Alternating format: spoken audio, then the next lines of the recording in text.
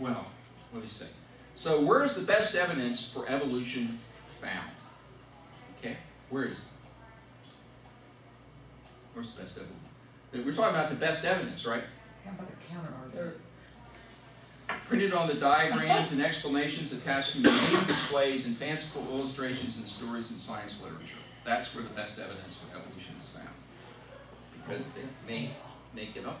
I was going to say, wasn't it originally what I think we used to call the Brontosaurus? Yes. Or, yes.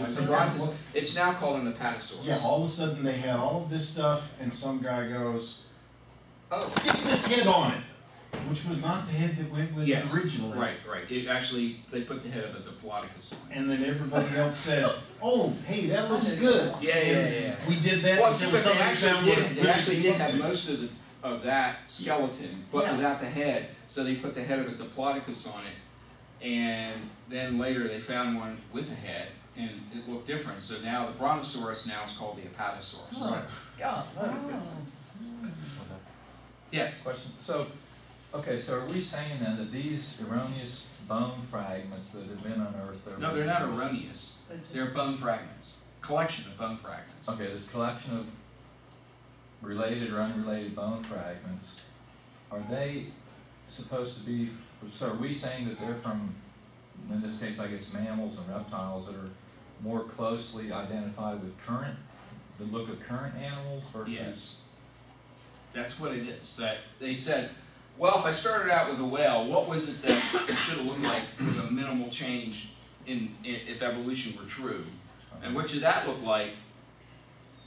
What should its evolutionary ancestor look like with a minimal amount of change? And what should that evolutionary ancestor look like with a minimal amount of change all the way back? And what they have is, what the evolutionists have is the collection of bones. That's what they have. The collection of bones. So they're sorting through the bones. You've seen this, the one about the collection of humans? It starts out with a chimp. It goes up to a human. Well, there are really, that's mostly just imaginary. Okay. Yeah. There's practically nothing real in that. There it is on that book over there, the icons of evolution. This is an icon. This whale cladogram is an icon. It's not, and these are just animals that someone has arranged in a serial sequence that said, see, this proves. But none of these actually had a birth certificate and no pedigree. And they're just bones. But they were arranged in shape, trying to get up to the whale. So it's lots of imagination, mostly imagination. And remember, the scientist, the evolutionist livelihood depends on them being able to publish and to teach and to publish in journals. So they have to find stories, whether they're true or not. They believe them because they know evolution. We're here, therefore evolution happened. Right? They're here. We're here, therefore evolution happened. Yes? And I think that it's interesting how, starting with certain assumptions, you can conclude certain ends. And so, clearly that's what we're seeing here. But, I also think, though, aren't scientists allowed some sort of license to be able to interpolate, kind of conjecture, well, what might it have looked like?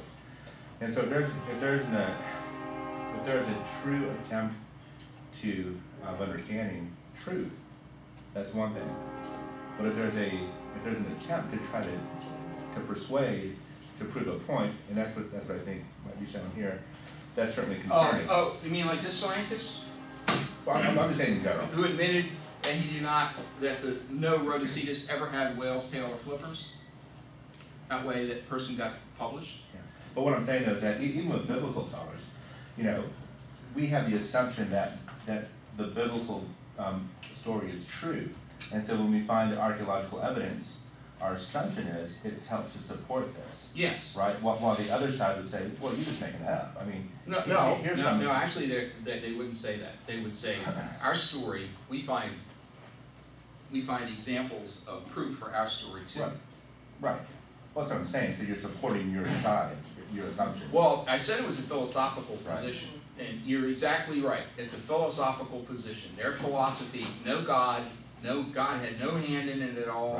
Right. Even if God started evolution, God took to step back and we're the only reason we look like primates is because the evolution didn't turn us into intelligent clams. Right. Right? And that's really, and the whole point is they don't want the divine foot in the door. Right. Can't have that. Yep. And so I think that the danger here is that they're drawing conclusions and saying this is truth, right? That's different from here's our conjecture of what it might look like. Yeah. Right. It's a different conclusion. So.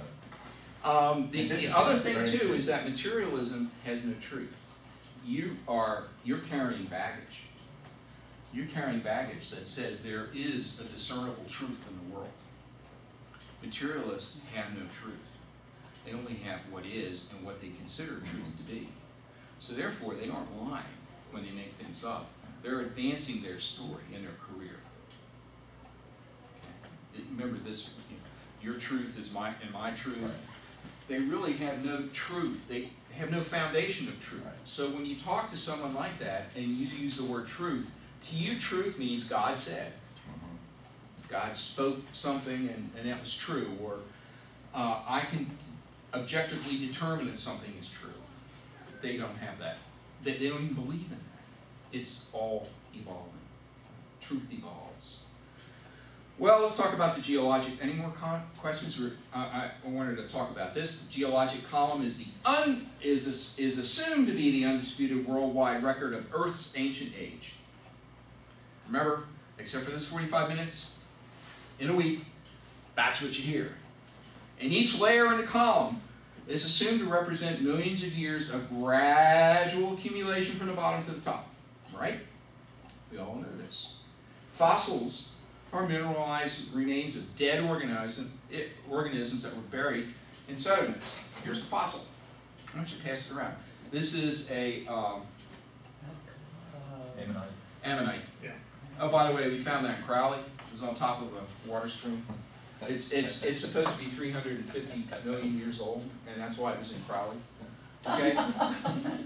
Fossils are assumed to record the evolution of life over eons from the ancient to the simple forms of today's species. And the question is, are these claims even provable? It's a religious statement, okay? Here's the standard explanation of how fossils form. The fish dies, it spawns and sinks to the seafloor. After several weeks, the soft body tissues mostly have decayed, and I highlighted that. Tectonic, what does tectonic mean? Earthquake. Tectonic activity induces nearby sediment to mobilize, burying the fish in the event. That means everything that was buried, all fossils were created by earthquakes.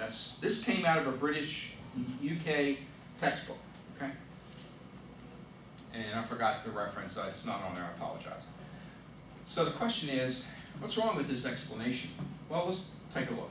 Well, when fish die, let's take this one. Fish die, they float.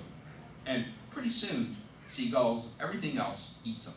And then there are hardly any bits left over. And the bits that finally sink, they go down to the bed, and then there are crawfish and all kinds of other things. You just pick them apart.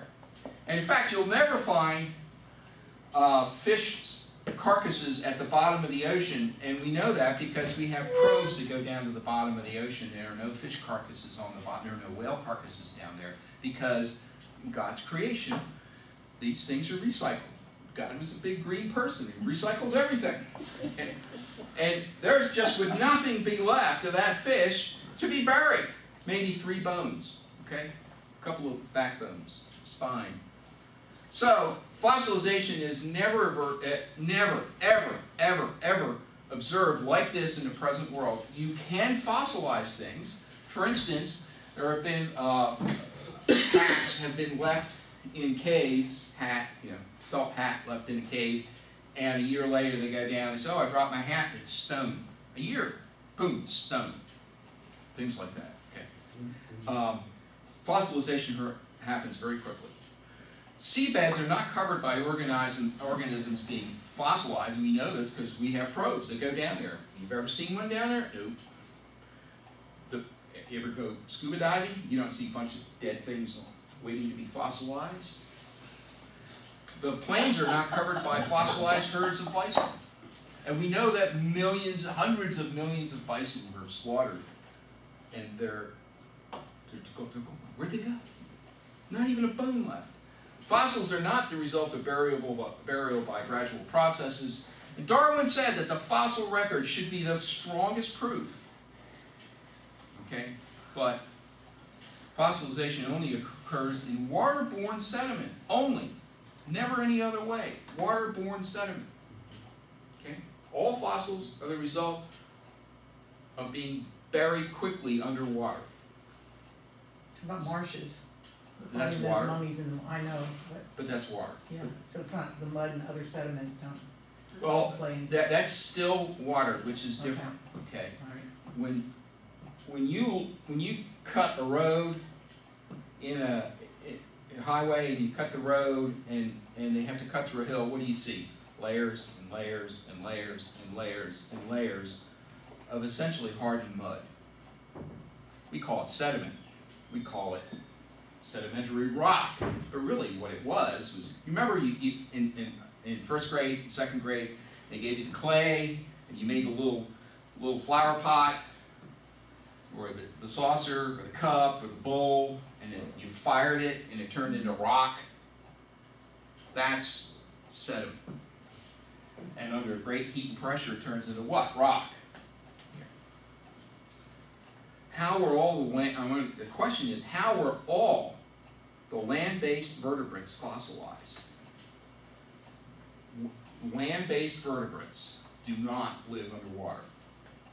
Every one of the fossils of land-based animals was buried under mud.